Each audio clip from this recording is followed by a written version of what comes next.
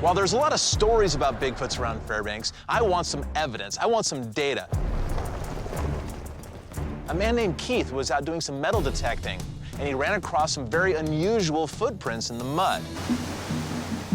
But looking around, there's kind of a lot of traffic around here. I mean, look at all the boats out in the river. There's a hotel across the river. This isn't exactly what I would expect as typical Bigfoot habitat. Is this the actual location where you found the footprints? Well, it's actually out that way underwater right now. When I taped it 2 years ago in April, the river was at one of its lowest levels. Oh, okay. So there was a lot of riverbank exposed that normally isn't. So I took the opportunity to go out with my metal detector. I thought, you know, gold rushes happen along here. Who knows what I might find? Okay, so I was metal detecting and I saw these and I thought I just should take a picture of them. Look how big these footprints are.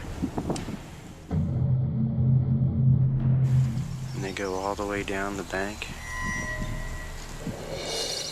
Can you tell us a little bit more about what led up to the footprints and what you actually saw and did when you discovered them?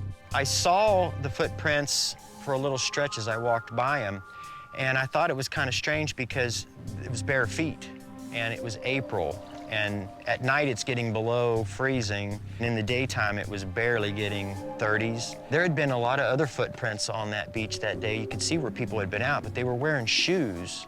These looked like something heavy because it pressed down pretty deep. I was walking around them and I wasn't even leaving anywhere near that kind of impression in the ground.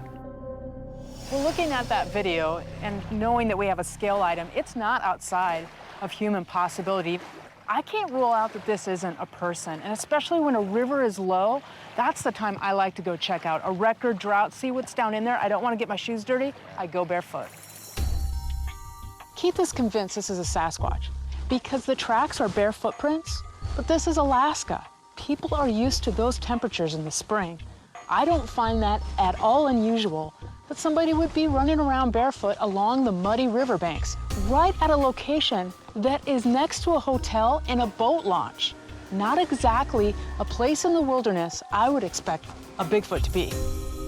I was looking at the video and I don't recall there being a step that looked excessive. Oh, actually there was. Did you see one? Absolutely. At the far side of the trackway, when he panned up, you could see that they were almost in a straight line and a good distance between them. And I do remember that I did, you know, go like that, and it was Still like ahead. that far out. I mean, it was farther than I could stretch. These footprints show a mishmash of characteristics that might indicate that they're Bigfoot and might indicate that they're human as well. First of all, they look fairly flat-footed, which I love because Bigfoots are flat-footed. They don't have arches in their feet. The step length is quite large as well, but that might be explained by a human jogging. But if a human was jogging, shouldn't the heel impress and the toes impress more deeply? I don't see that here. It seems that this jogger landed flat-footed with almost every step. That seems pretty unusual.